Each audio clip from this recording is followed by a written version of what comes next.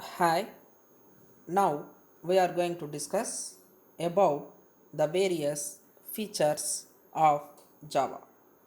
The various features of Java says object oriented, simple, secure, platform independent, robust, portable, architecture neutral, dynamic, interpreted, high performance, multi-threaded and distributed.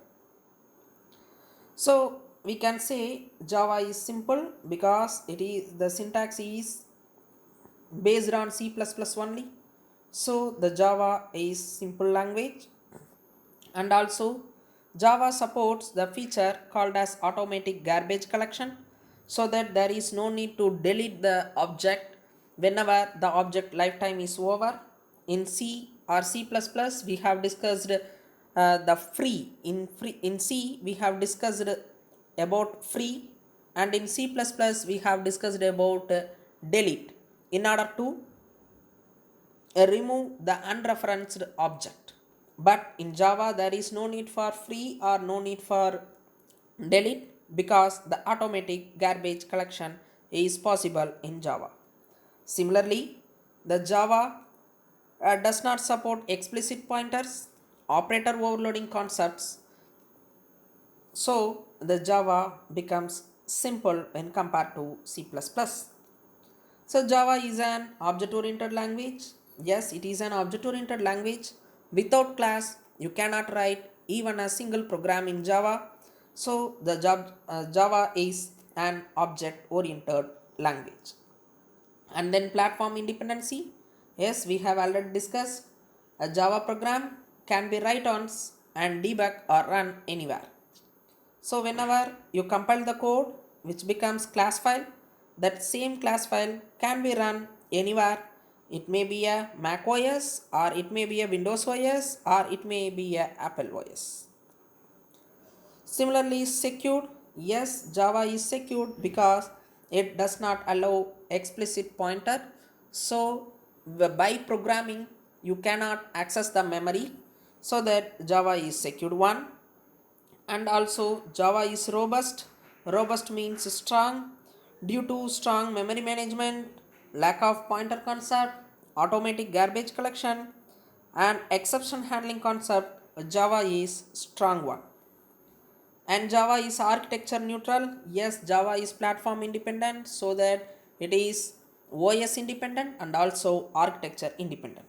It is portable one. Yes, you can run the program in somewhere else and you can take that class file and you can execute the class file in somewhere else. So it is portable one.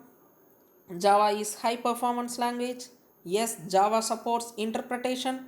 So Java is high performance language. And distributed.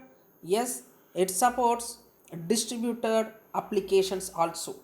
With the help of concept called as RMI remote method invocation and EJB entity Java beans concepts, it is possible to have a distributed applications. And similarly, Java is multi-threaded programming because it supports the more than one thread can be incorporated in Java program, so that Java supports multi-threading concept also. And finally, Java is dynamic language. Yes, it supports a dynamic loading of classes, and it supports dynamic compilation, and also it supports automatic memory management, that is called as garbage collection. So very first program Java to print the hello world, as same as C and C++, we have included the header file. So rather than header file, we have to import packages and classes in Java. This is the first statement. We have to use the keyword import and java.io. Here java.io is the package, and dot star, which means that classes available in IO, followed by class and class name. Java naming convention advises that the user defined classes, each and every word of the class name should start with capital letter. If you give small letter class name, that won't give you an error, but it is advisable to have each and every word of the class name in capital letter, and followed by public static void main of. The main is the method in Java. The function is called as method, so that here main is method, and followed by void. The void means that it does not return any value, and we are having static. If the method is set as static, the particular method can be called without an object, as main method has to be called without an object. The static is the keyword given here, and then public, which means that the main method can be accessed anywhere else. Within the parentheses, we have to specify the command line argument string followed by user defined variable name. Here args is user defined variable name, and subscript, that is array bracket, which means that it is an array variable. And string, here it is a predefined one. The word string starts with caps, so we can say string is a class in Java. It is a predefined class. So string args of means that the command line argument which we are going to give are stored in this array, string array object. And then as a first and foremost, we are going to print the statement hello world. So system.out.println, again here system is the predefined class. The s should be in caps, followed by out is a keyword, which means that we are going to give the output in output stream, and followed by print ln, which means that new line, print ln, which means that print new line, followed by within the double quotes we are going to give the string. After closing the main method and after closing the class, we have to compile the program. Once we compile the program, in order to compile the program, we have to use the javac followed by program name.java, which creates the class hello world.class. And in order to run the program, we have to use Java interpreter, so that Java space hello world, which will execute the program and return the output.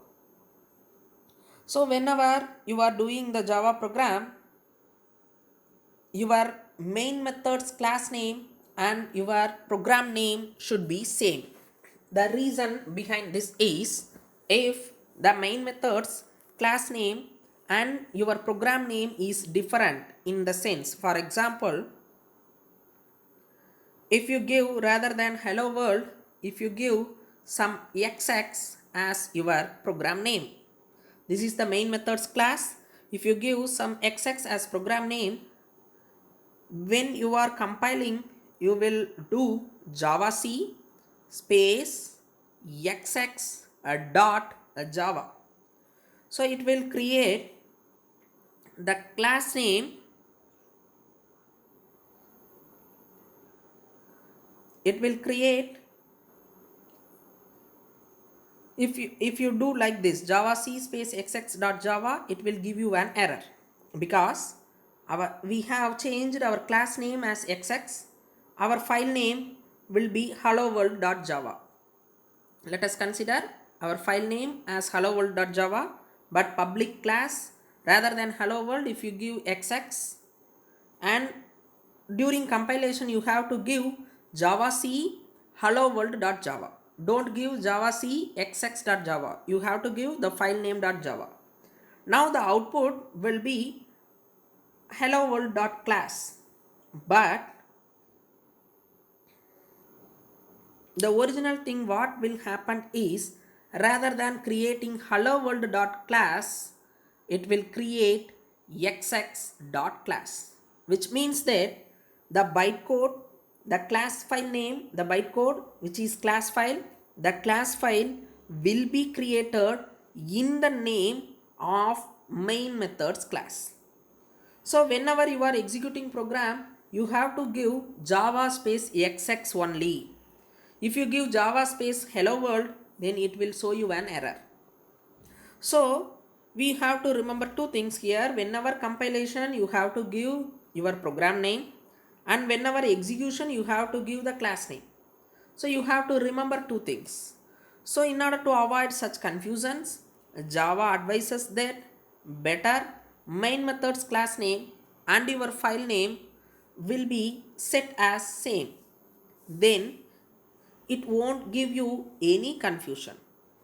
So it is advisable to have your program name and your main method's class name as same, so that whenever you are compiling, you can give the same file name, and whenever you are running, you can give the same name.